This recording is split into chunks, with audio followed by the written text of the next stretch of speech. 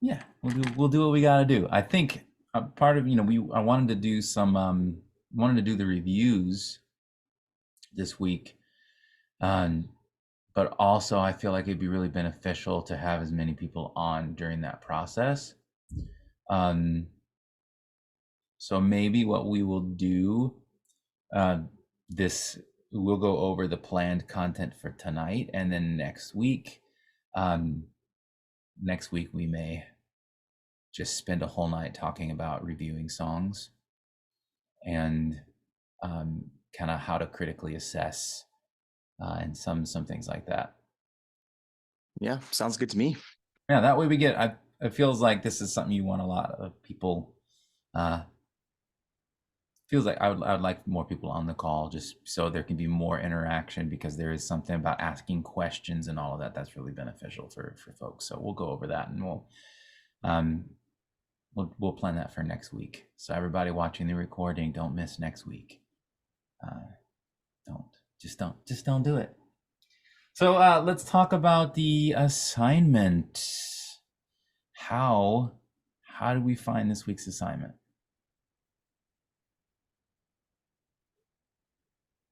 I loved your song, Oksana. Thanks, Josh. Yeah, I felt like you've been applying everything we've been learning in class. Okay, so I'll be honest about my song process. I wrote it a while ago, but I brought it back and kind of restructured it a little bit because of this assignment. So it was somewhere collecting dust. And now it Nice. lives again. Lives again. Yeah. Hallelujah. And I wrote a bridge to it. So that wasn't Amen. there before. It's fantastic. I haven't gotten a chance to listen yet, but I will. I'll be listening to that. How did you find? Did you think about the house with your bridge when you're right, or did you just kind of the house analogy like base Yeah. basement like foundation, middle, top? Yeah. Yeah. So kind of like the verses, the explanation about why in the chorus we sing what we sing, and then the bridge is kind of like that declaration part of it. Great, great. That is that's perfect. And for melodically speaking, going back to the house analogy, did you? I don't know. I'm just curious if you guys have been using that, thinking about that as you write your melodies, thinking like verses, that kind of low spot. Then we have like the middle of the octave range for the chorus, possibly the bridge, but having then the roof, the three sections. Has that been has it been working? Yeah. Yeah. Great, Definitely. great. Josh, what do you think about the assignment? Yeah. It's kind of the same. I didn't have time to get that back. Write a whole new song. So I was going back from songs I wrote in the last couple months. And had a few to choose from, but I picked one that I did live at the church. So that's the one I posted with a different bridge added to the end. I feel like the house is what I struggled the most in Hmm. because I find a verse or a chorus I really like, and then I match it with a different verse or chorus that I really like that fits theme wise, but they kind of sit on top of each other in terms of the melody. And I'm always switching keys. I'm always trying everything in a different key. What does it sound like if I'm like in the key of G and Yeah. it's really high, or if it's in C and it's really low? And then I end up seeing, the end product. I'm like, oh, there's not a ton of, unless I jump this octave completely, there's not a ton of vocal uh uh change between parts. So I'm like, it's been a shift in my mentality trying to think like that. Yeah. Yeah, and as I said, you don't necessarily need all three floors, but a song that like the sections like blend together, they bleed together. It is really you lose a lot of distinction. I think you lose some opportunity to create that like the movement of the song. It's kind of like when you're telling a story, they I remember learning this in school about, you have in your plot you have like a setup, and you introduce the conflict, and then the conflict comes to a climax, and then you have a resolution. Without those elements in a story, you don't really have a story. Nothing really like exciting happens. It's sort of just stuff happens, but why should we listen? And in the same way, when you're writing a song, it sort of creates the distinction in your melodies, helps create that flow of uh, ups and downs that make it interesting. So finding ways to bring contrast, even if you're not using the house analogy, that it can be definitely a beneficial thing. And also, I need to credit where credit's due to Jacob for powering through like 13 assignments this week and submitting them all. Songwriting machine over here. How was that? Thank you. It was really fun. I did my best to. I've listened to everything, but I did my best to not incorporate future like teachings into the original. I'm like, okay, Right. if I wouldn't have listened to this teaching, I wouldn't have done this, so I'm not going to do it now. Right. Sure. Just to I don't know, keep myself honest. Right. So you basically had to write the first assignment. You're like, I have to write really poorly. Second assignment, I'll write a little bit better for the second assignment. It's like these tools that I have now. I'm like, okay, because over the years I've attempted songwriting here and there. Yeah. And so it was a good basis for me to go off and to be like, okay, like this is how I would do it. But then, once new tools came in through the teachings, I'm like, okay, like I can apply this. And yeah, I think the one due today was, I think, the easiest for me. Okay. For whatever reason.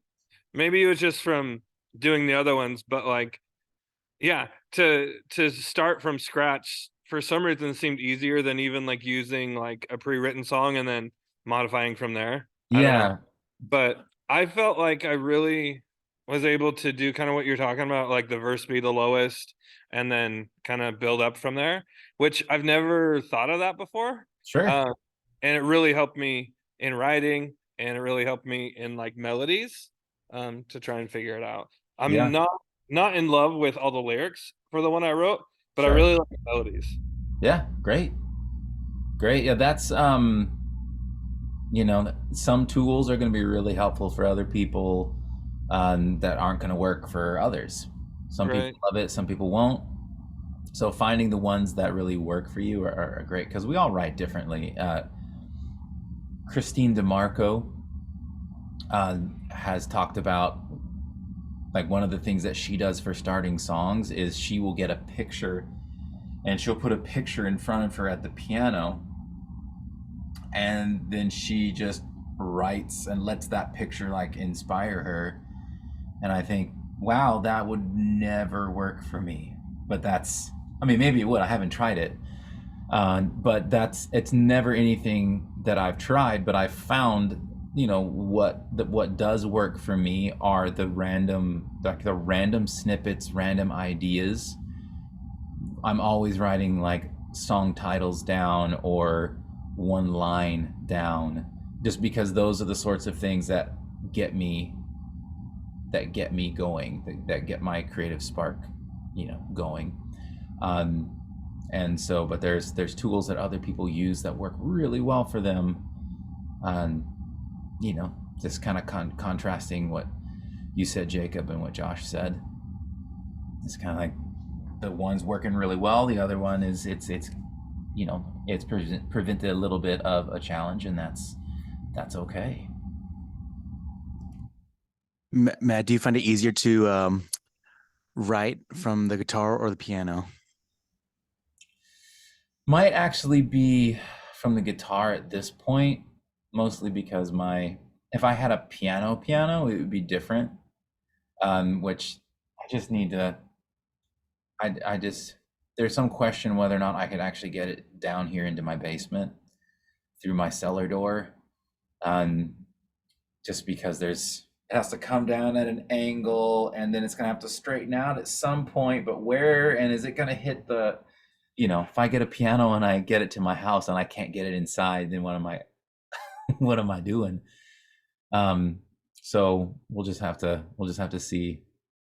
But if I had a piano down here, I'd probably write from that piano a lot. But instead, I've got my Rider guitar, which is my old Alvarez over here, which the strings are, older than some people. Probably not on this call, but I don't remember changing this. I don't remember the last time I changed the strings on this guitar. But it might be 15 years. So that's why it sounds so magical and good. Probably out of tune, but yeah, really, really good and out of tune. But so nice and like muted.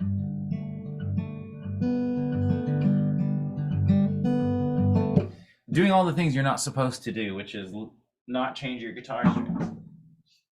So anyway, the guitars I find to be a little bit easier for writing at this point, but could change in the future. Nice. Yeah. Nice.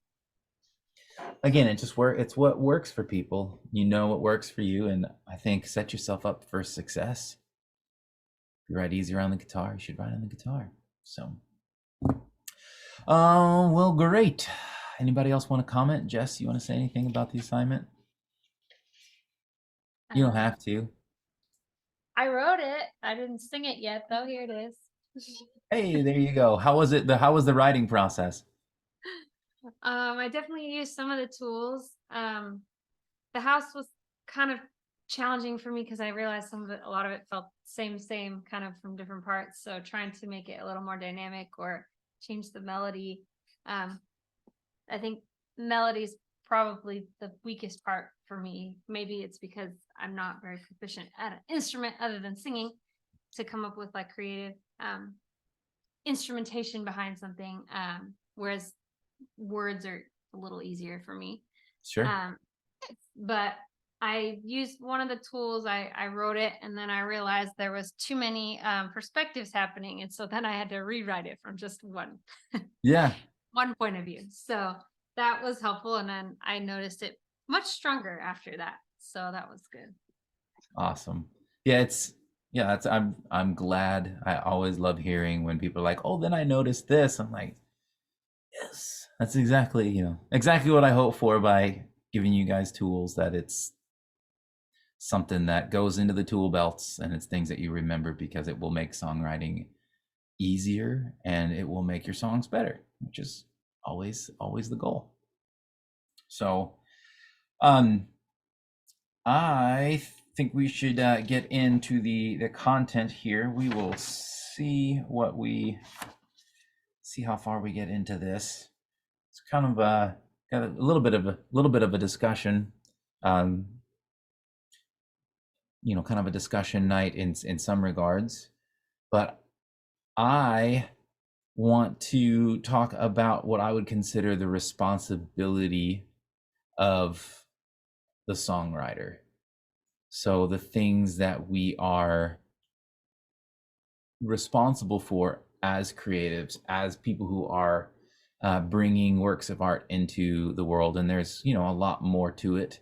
There's probably a lot of things that you could put in this category, but I specifically want to talk about theology, the theology that comes out in our songwriting.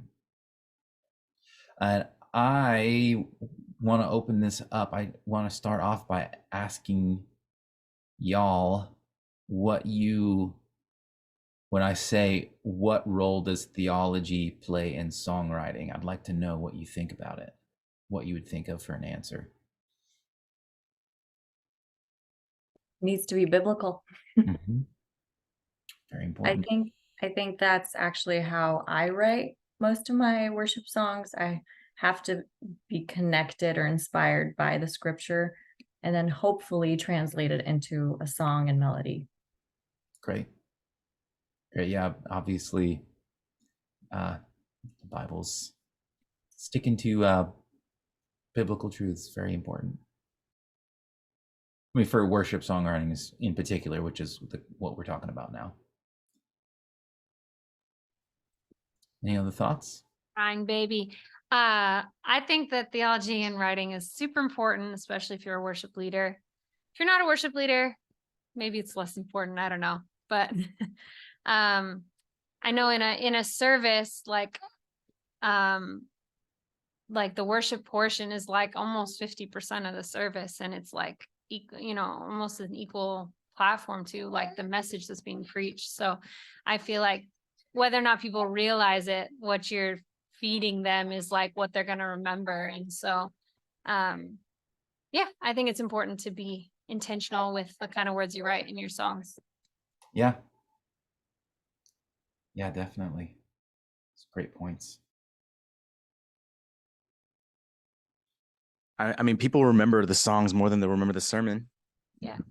And I heard someone say, the words that we sing, that we write, the songs we write, are the weapons we're giving to our congregation during the week.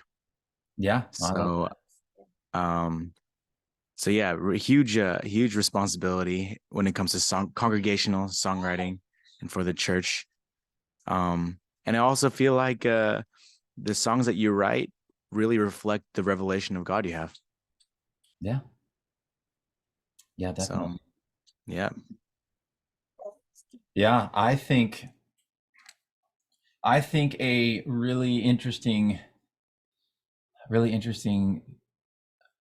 thing to consider is the power of life and death are in the tongue.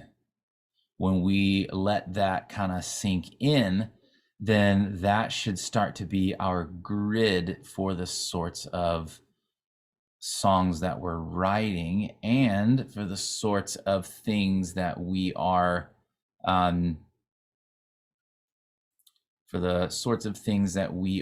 actually singing even on a Sunday. Because if we are, this goes into my song selection. We talked a little bit about this last week. When you start to select songs for a Sunday, you need to think about what the songs are saying. And I think it's really important to view ourselves as teachers. The things that we put into our songs are shaping people's view of God. This is kind of down the road of what you were saying, Josh. Our songs, the lyrics that we put into our songs, tell people who God is and how he responds to us, how he responds to our challenges. And that's a really important thing to remember, because James, book of James, chapter 3, verse 1, he writes, "Let not many of you become teachers, my brethren, knowing that as such we will incur a stricter judgment."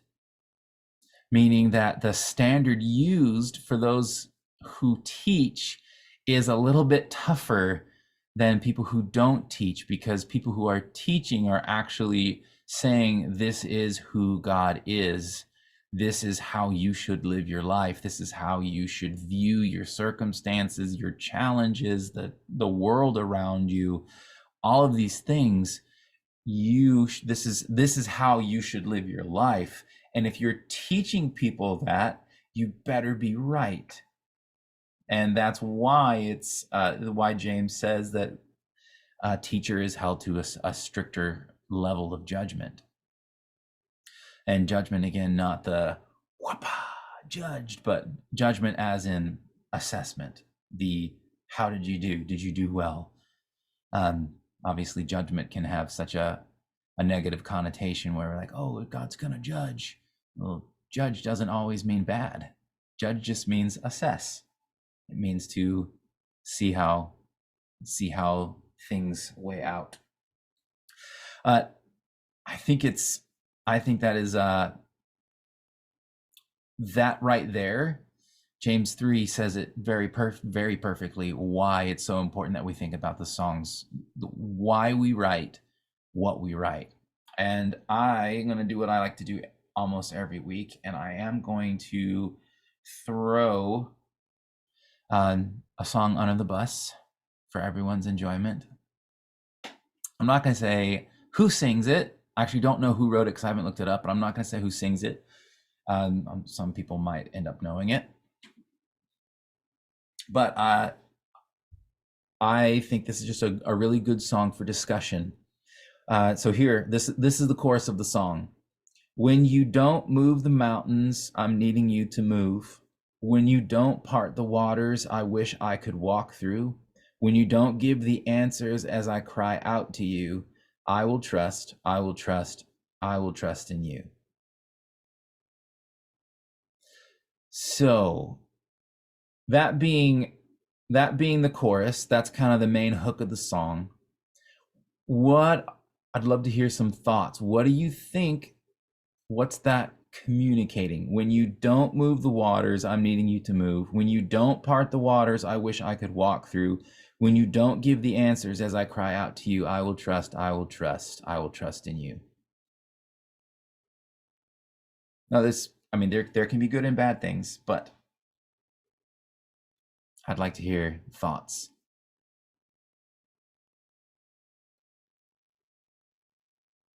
It kind of reminds me of like how you add that. Do you say when? Do you say if? I kind of feel the heart behind why the point that songwriter is trying to make. Right. Praise beyond disappointment, but it sounds like you're setting yourself up for disappointment. Yep. I wouldn't lead that on a Sunday morning. I'll just say that. Uh-huh. Yeah, same. It might be true to their feelings, but it's not a weapon I would want to put in their hand. Right.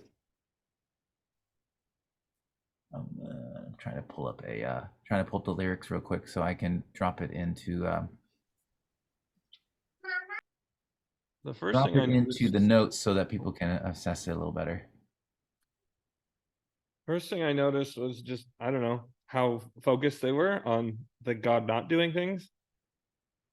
Just doesn't sound like a good chorus to me. Definitely more of a personal worship song than corporate. Yeah. Yep, definitely. Because if we use that grid of corporate versus personal, it is this something that that everyone is going to be able to relate to in the moment and say, yeah, this is totally like, not, are we going to get 95% of the room with this? No.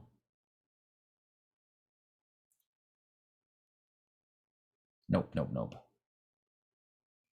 I think an interesting thing is what is this chorus really focusing on? Right. Me. Mm-hmm. Yeah, which sometimes it's, there is this like exhortation to, but also it is very much focused, like Jacob was saying, very much focused on the problem, but not focused on the solution. I would like to say that when we look at this, actually, before I instead of saying what I think, I'm going to ask you guys what you think. What does a song like this teach someone about God? He doesn't always come through. Mm-hmm. Yep. Now, what we do know to be true is God doesn't always come through on our timeline. But, and there are things that we won't understand this side of eternity, right? That's just how it is. There will be questions that we just won't have answered yet. And that's that kind of tension that's the faith tension. But this, to me, I actually got mad when I heard this song, and I was like, oh, I'm putting this in my school. as an example of what not to do, just because I think that does this answer questions for somebody, or does it leave them with more questions than they possibly had before? And I think it's very clearly the Well, I think I'd play a little bit of devil's advocate. let's do it. Whoa. In the songwriter's advocate. I repent, Lord. In the sense of that tension that we decide, you know what? We don't understand why, but we don't get the luxury to understand why, and we're gonna still move on and say, God, you're this, you're this, you're this, even though I don't understand why. Like most of the Christian world isn't there, doesn't have that revelation. I feel like that's pretty unique to actually this stream of charismatic healing movement, to believe that God will heal, and then when he doesn't heal, to not make a theology behind it, but just say we don't understand why. But a lot of the other denominations will try to explain why. Oh, it's just not in God's will to do this. And they have the same issue with King of My Heart, saying you're never gonna let me down. And they're like, what are you talking about? That's disingenuous. So it's I feel like the songwriter here, like this is a very much a theological conversation, but it's them to their extent sharing what their revelation of God and their understanding of it. Yeah, I can definitely see that. I think we could probably all agree, not a Sunday morning song. And this particular song, I would also say, if it stays in this spot, if the bridge, which I don't have the bridge, so I don't in front of me, so I don't know what the bridge does, but if the bridge is not a call to muster faith, a call to like re-up my commitment to the Lord, because ultimately I know that you're good and everything works out, for the good, everything will work out for my good because your word says so. If it doesn't take it there, then I would for sure have a bigger issue with the song, just in general. But I think I wanted to bring this up because I think it's really important to, however you want to think about this song, it's important to know what you think, and it's important to start to activate that kind of thought process as you go through this. I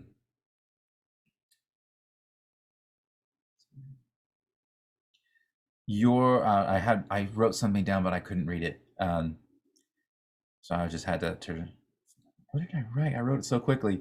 Your songs reproduce in others what was in yourself. Your songs reproduce in other people what is being produced in yourself.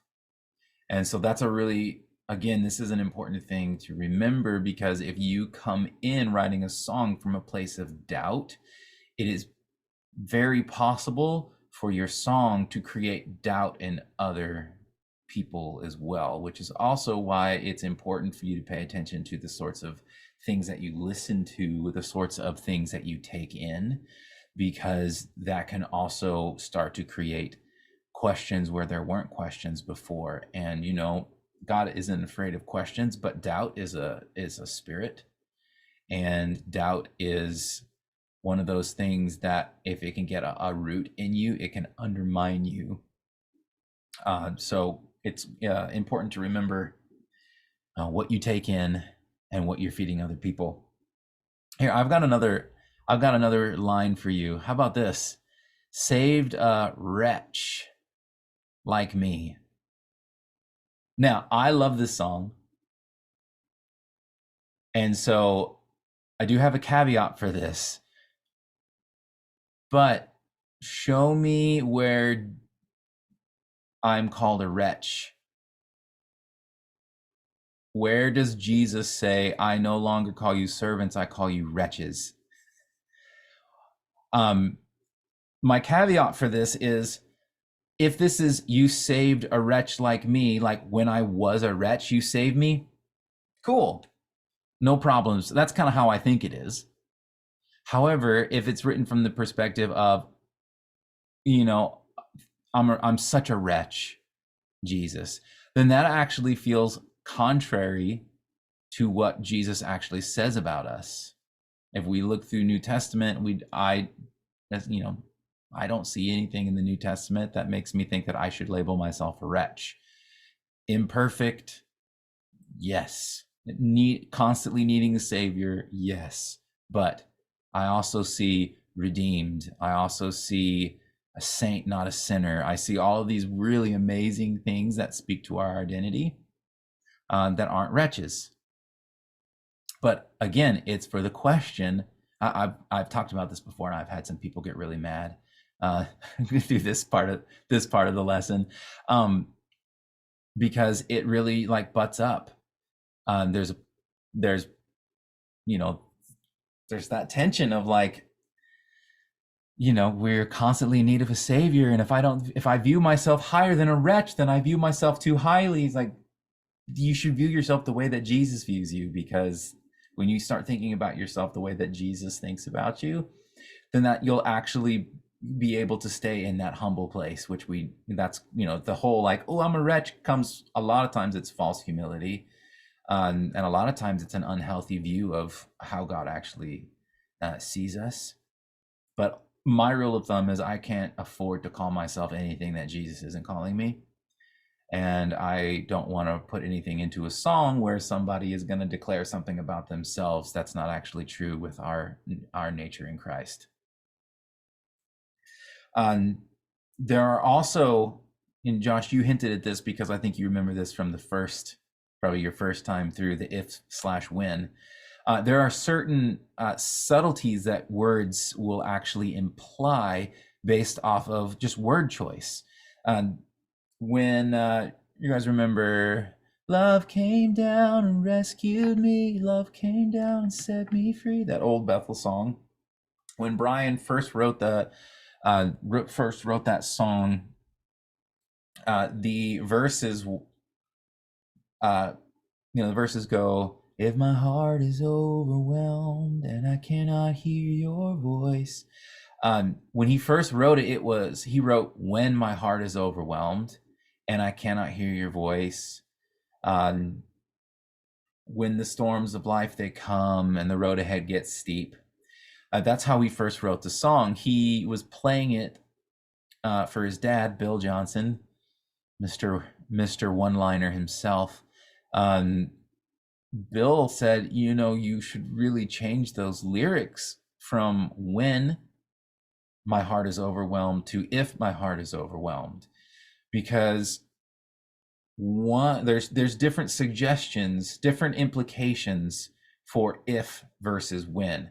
Obviously, we know we will face a challenge in life. We will face challenges. We're all facing challenges right now. But there's a difference between the word if my heart is overwhelmed and when my heart is overwhelmed. If my heart is overwhelmed suggests like, yeah, it could happen. And when almost sets an expectation, like, okay, now you could almost say I'm looking for it if I say when my heart is overwhelmed. And it's a subtle thing, but it's worth considering. Another one, how about haven't failed me yet? With a line like that, which I can't remember the name of that song. Do it again. Yeah, do it again. Great parts of that song. But with that yet, the yet it's an interesting word, because you could look at it from the poetic side and you haven't failed me yet.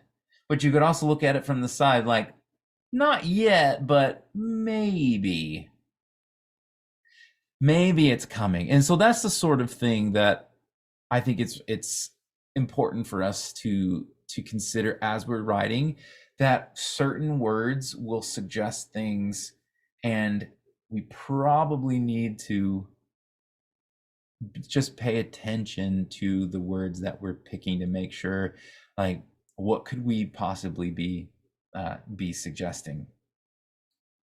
I remember Bill Johnson sitting down with a group of us songwriters back west, and he said, write songs today about what you want the church to look like in 5 years, which is such a great charge for us, because if we think about what we're talking about tonight, the things that we're writing about are the things that people they're taking home, they're thinking about it, they've got the song stuck in their head, they are, it's what Josh said, the tool that we're giving them for the week, the weapon that we're giving them for the week. And if we're sending them home with songs that make them question or like be more in tune with the problem than they are with the solution, then we're doing them a disservice, and we're actually not writing, we're not setting the church up for success long term, which what Bill was so wisely showing us was like, the songs that you're writing are what people are taking home. They're the things that are actually shaping their lives, and it's shaping the direction of the church. The songs that you choose to write, the songs that you choose to lead. I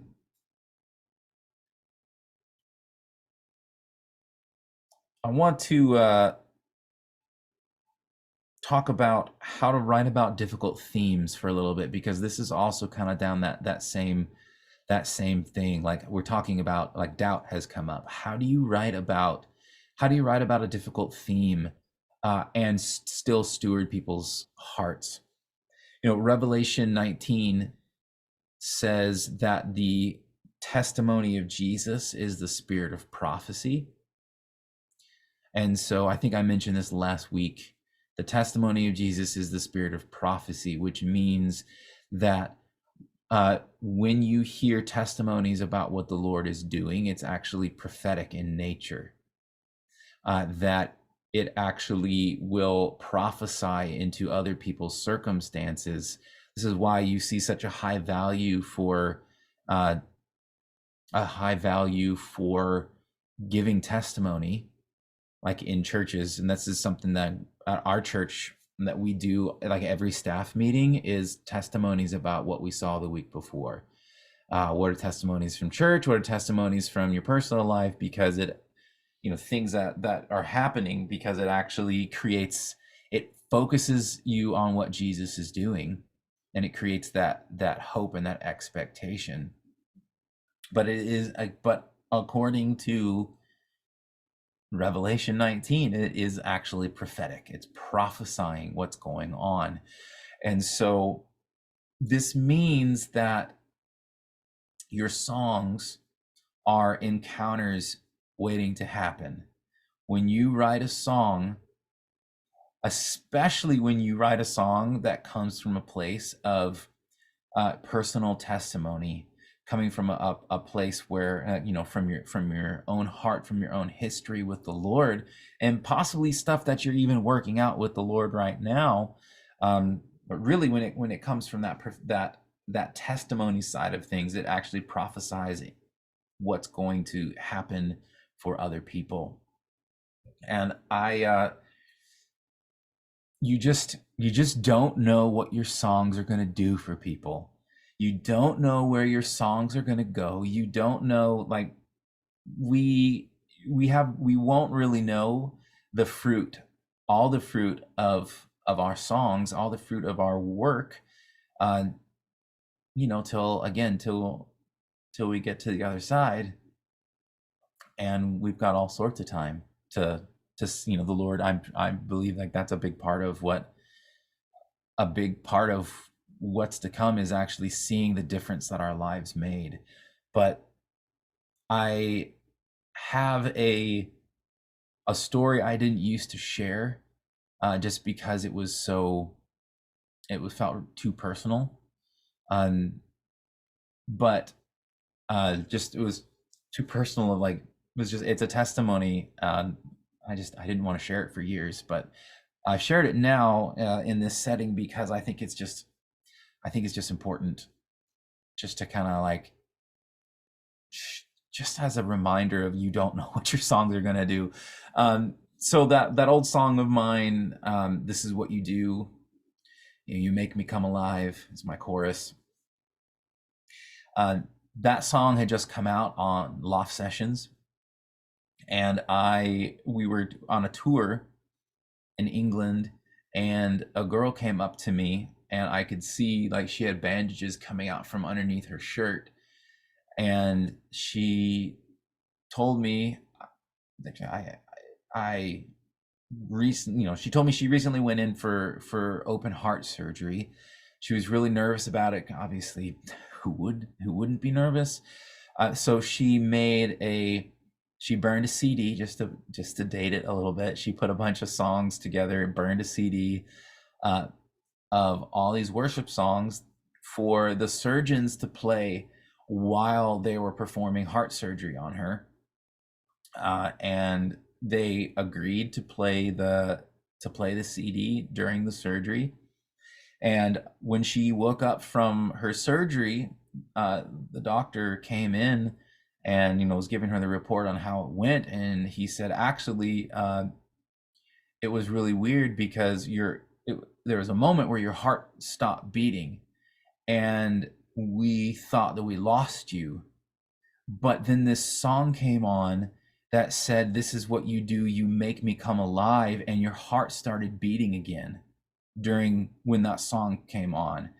And she said, I just wanted you to know that happened. And I'll tell you what, I'm still floored by that, because never in a million years would I have thought that by writing the line, "This is what you do, you make me come alive," that he would actually make somebody come alive to that song.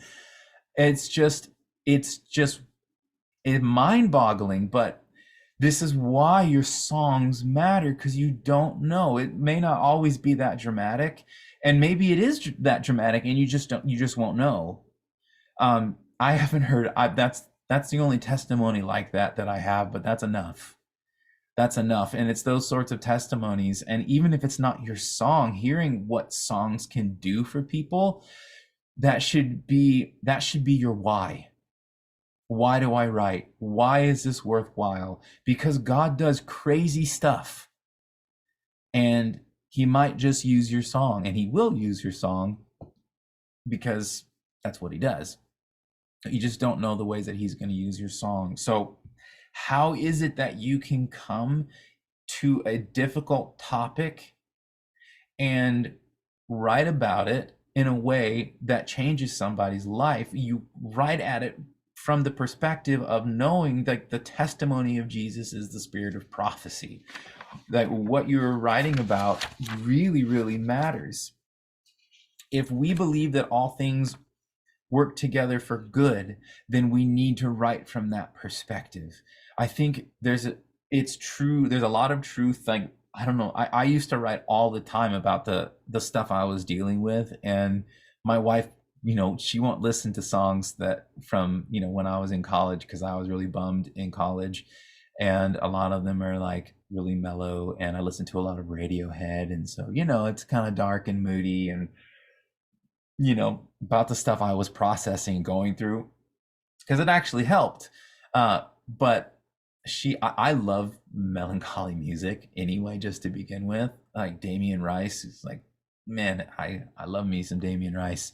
His stuff is so beautifully sad.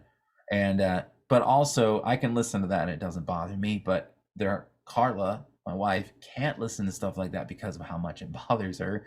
But there's all that to go back to say, like, you can write about what you're processing through. I think that's important, but also just things to consider. Again, if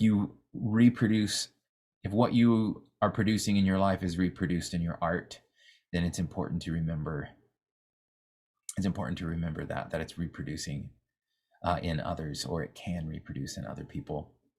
But if we believe that all things work together for the good of those who love God and are called according to his purposes. I don't have the scripture reference, but Paul somewhere. Romans, probably. That means that God will use any situation that we could ever face, no matter how dark it is. Any situation that we submit to the Lord, he will use. And I think there's certain things. Sometimes I think maybe we don't get the breakthrough that we hope through. I'm gonna, I know I'm preaching. Sorry, that happens. Sometimes, we don't see the breakthrough that we want in our lives. And I think a lot of times that's because we haven't actually given that situation to the Lord to deal with. We're just complaining about it, and we're like just waiting for stuff to change, when we are just holding on to it, and we won't release it. We won't release forgiveness. We won't release the situation. We won't stop trying to control it. And maybe it's because we still have it here and we haven't opened it up to the Lord, that that situation is still in front of us. But we have that promise that that all things work together for our good somehow. It's important for us to write from that perspective. And maybe if stuff is still raw, that's a place that you write. You use those songs to process, to kind of even like almost like a musical journal, to like, this is what I'm working out right now with me and the Lord. This is what I'm working out in my process in life. But when we choose to focus on the problem rather than the solution, we're teaching people to worry. We are teaching people to focus on the issue, not the one who promises to bring us through, who promises to walk through everything with us. And we are calling them to question the nature and character of God when we do these things. Our responsibility as songwriters is, no matter how dark the night, to remind people that the sun will always rise. Years ago, my friends Chris and Alyssa Kilala lost at 8 months. Alyssa found out that the baby that she was carrying, their son, had died in the womb. And incredibly painful situation for them, and even for friends in the community, because what a hard thing to go through. And I was there for the funeral, and that was this, I feel like the saddest, most grief-filled place I've been. Such deep grief in that room. But Jesus does promise in Matthew 5 that there's actually a blessing that comes from grieving, because if you mourn, blessed are those who mourn, for they will be comforted.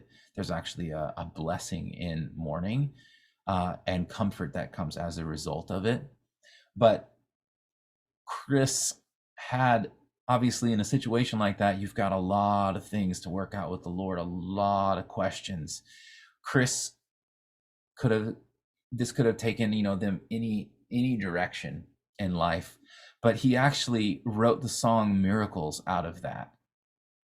And I'm going to read those lyrics because I think when you talk about how to write difficult themes, when you see what someone has walked through, you see their testimony, and you see how they stewarded their heart before God, it actually teaches you really well how to write about difficult things.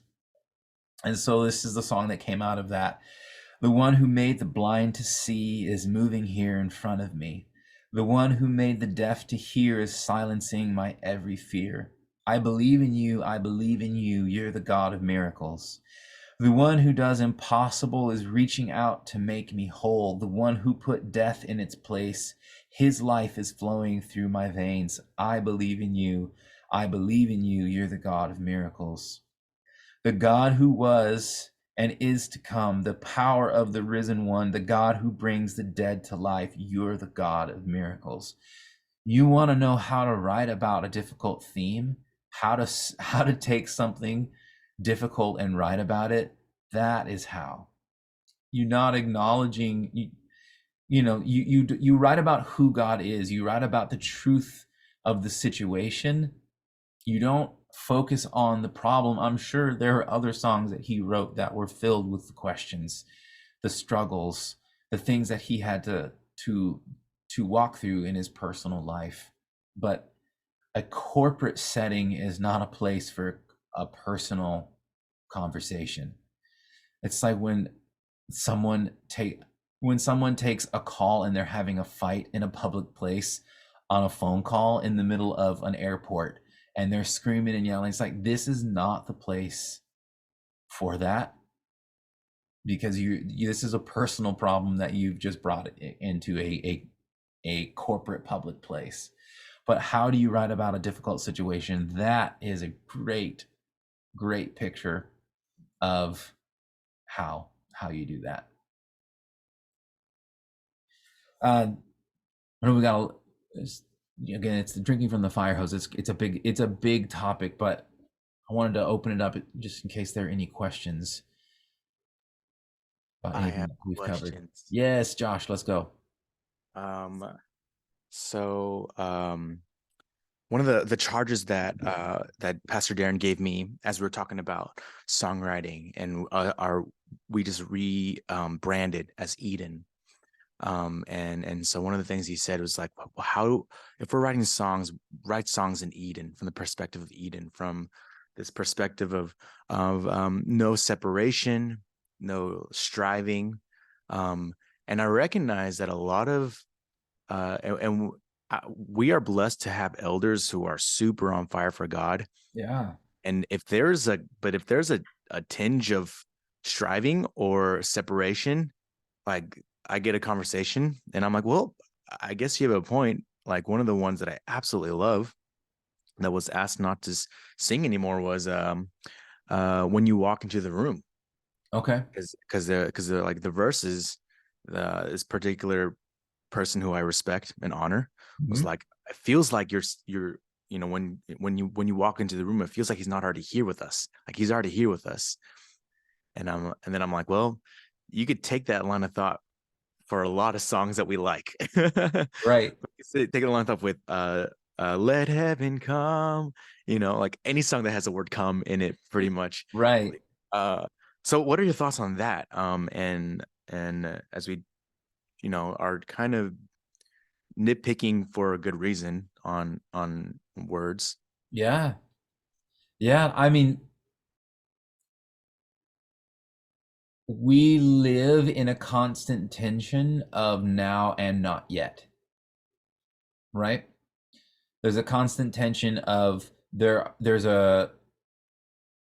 we walk in fullness, but we don't understand how we walk in fullness. And so we don't walk in the fullness that we can walk in. Does that make sense? Because it's the tension. We are saved by grace, and we are saved, and we are being saved. And we have the promise that God is always with us, but also there's an increase. There's an increase of his presence available to us. So when we ask for more of God, people will say, well, we already have full access. Yes, but we're not walking. We haven't gotten the full access here. And so it's that tension. So, I mean, I understand why somebody would say that. Like, when you walk into the room, when I think about that song, I've never thought of, oh, you should walk into the room because you haven't yet. I think about like the declaration of when God moves. To me, it's more like when you move in a way that, when you start moving in a tangible way, and then someone's also going to say, oh, so he's not moving already. So there's that tension. Like, he is moving already, but there's also other ways that he moves. Like, what happens when an awakening happens? What we would call revival, I think of I had heard a great description once, and I can't get away from it, that a revival is what an awakening happens. Revival happens in the church. Awakening happens outside of the church. So when we see, an awakening, or we see a revival, like a big move of God, is God moving? Obviously. Was he moving before? Yes. So it's that tension, that there is going to be that constant tension of, he is in the room, but there's more of his presence that he wants to pour out in the room. And I think when you sing songs like that, to me, it sets more of an expectation, kind of sets the pace for the expectation of when the more starts happening. So good. Yeah, I mean, I know I said a lot of things, but Yeah. I have a question too. Yeah.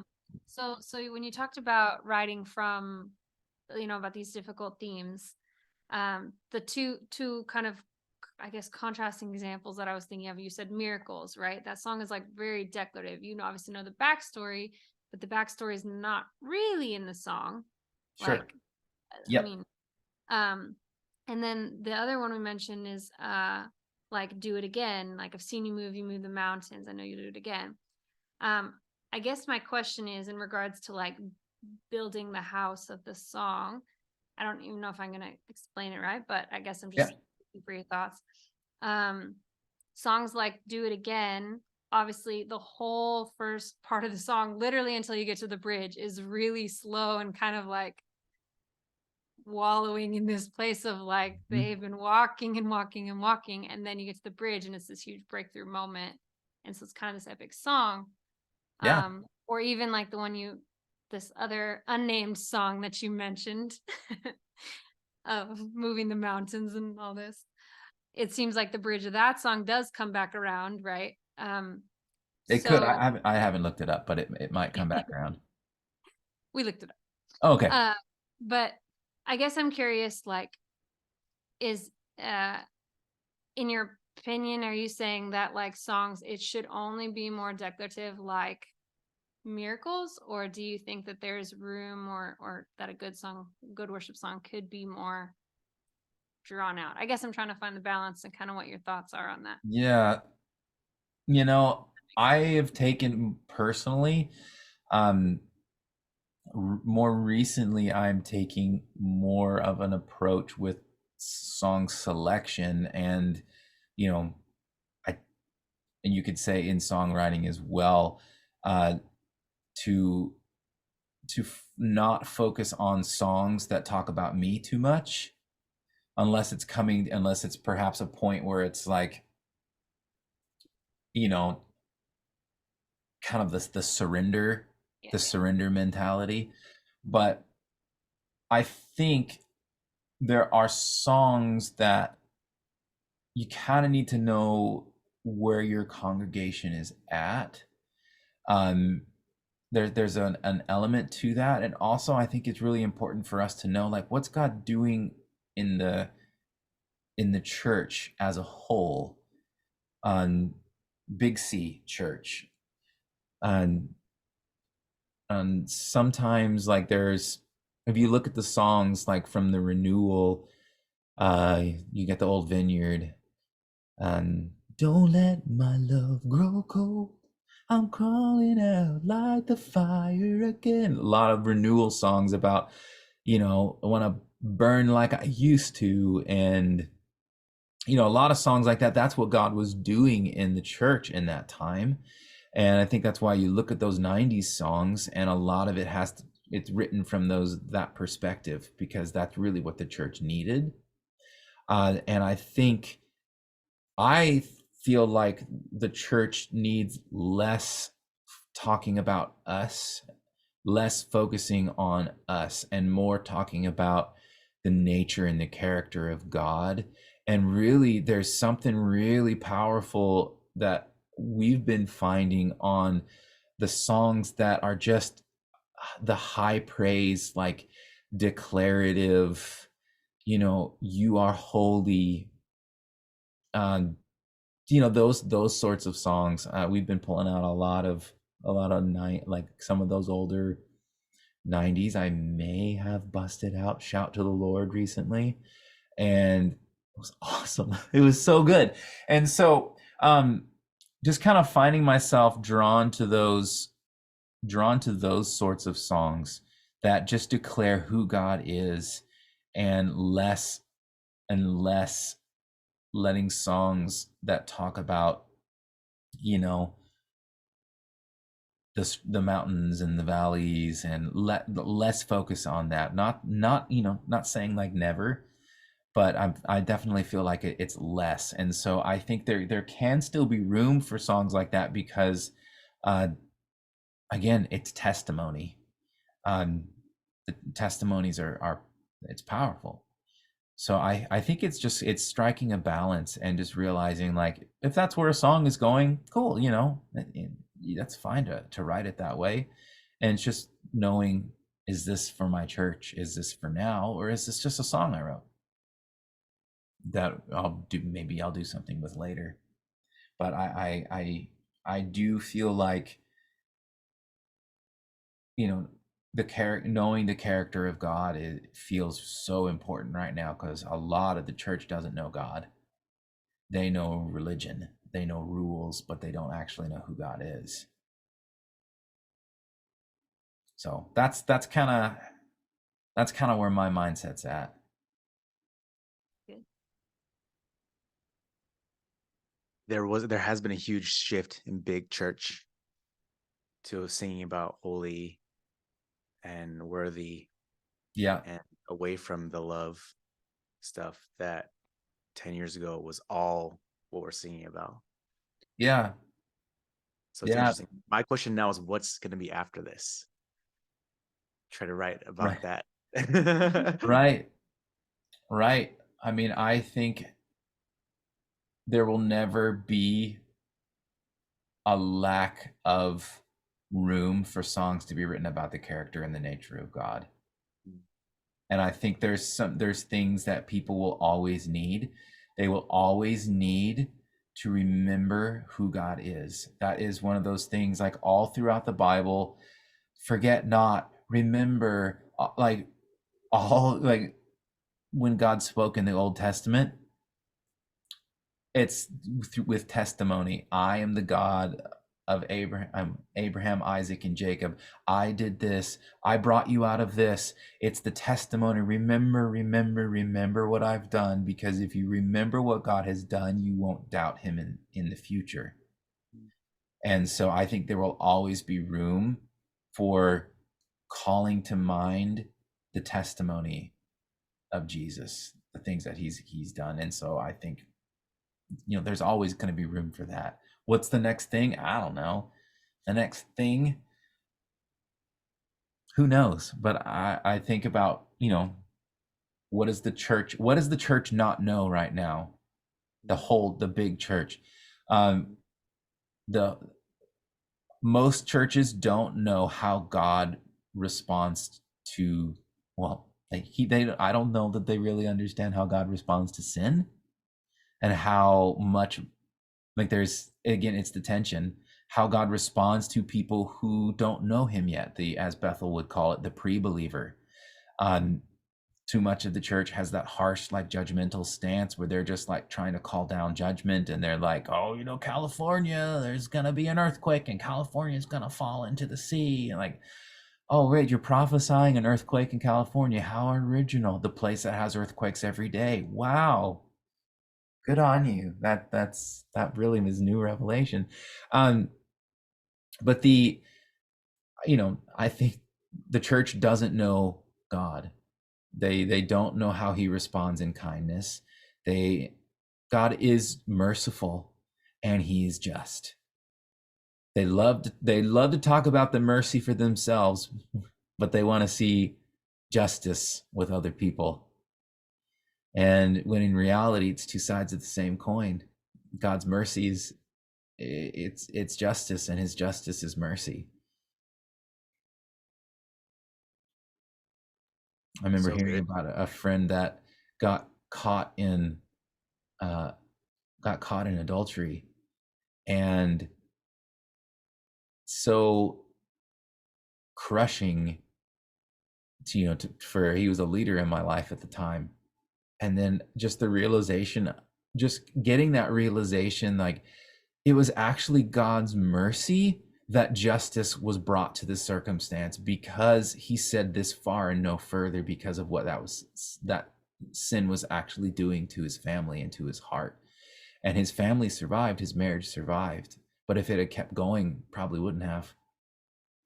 And so, I'm preaching again, but when we understand like the God's justice is actually his mercy, because he's bringing an end to something that is he's bringing an end to the rule of the enemy in our lives.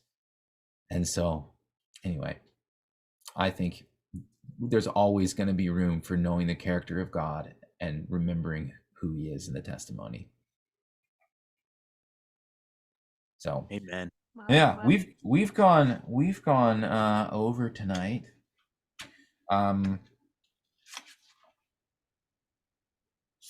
I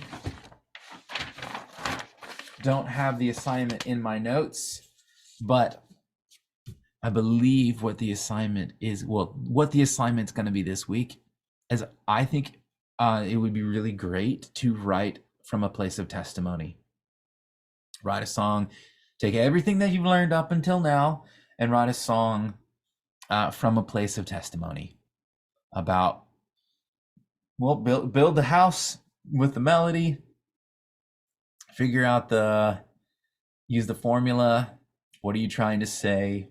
The verses are probably going to be a lot of the story, where the chorus is going to be a little bit more of the, the point you're trying to make, and then some sort of response. Because this is true, now I can trust you even more. I know you're never going to let me down. We did this song this past Sunday. Crushed it. Yeah. Nice. Love it. All right. Thank So that go forth and write. Mhm. Nice to see you all. We've got, let's One look at more. the old calendar here. I think it's Monday, isn't it? Yep. Less than a week. The 13th. It's our last one. Yeah. We'll have to, what we'll do after this next one, we'll schedule like a follow-up call or something. We won't call it week 7. We'll just have another like follow-up call afterwards where we can do like Q&A, maybe. So what we will do next week is we'll take a handful of songs and just kind of review. We will talk about next week. Normally week 6 is going over like publishing and stuff like that, but I feel so much more out of touch with that than I used to. And here's the truth, like with publishing, like it's hard to find a publisher. I'm having a hard time finding someone to publish my music. And I have an established history. So in a lot of ways, I don't really think it's worth even talking about publishing, because it's so difficult to do right now because everyone's looking for a publisher. So what I think I want to talk about next week, I think we will go over how to assess a song, and then we will assess songs together from the, pick and choose from either like probably this last week's assignment and this current assignment, and we'll just kind of go over a few and have people practice their chops. Perfect. All right. Can't wait. It's gonna be good. All right, good to see you guys, and talk to you soon. Monday, in fact. Bye. Thank you, Matt. No problem. See ya.